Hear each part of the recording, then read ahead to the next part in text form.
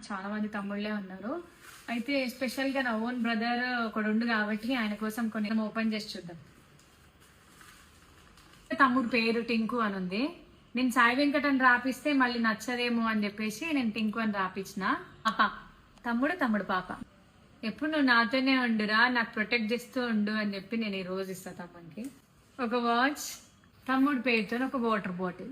నోరు తీపి చేయాలి కదా, అందుకే 2 చాక్లెట్స్, కిట్ క్యాట్, ఒకటి నాకు ఒకటి తమ్మునికి. 2 సైడ్స్ వచ్చింది నేమ్ టింకు అని. ఇది కీ చైన్.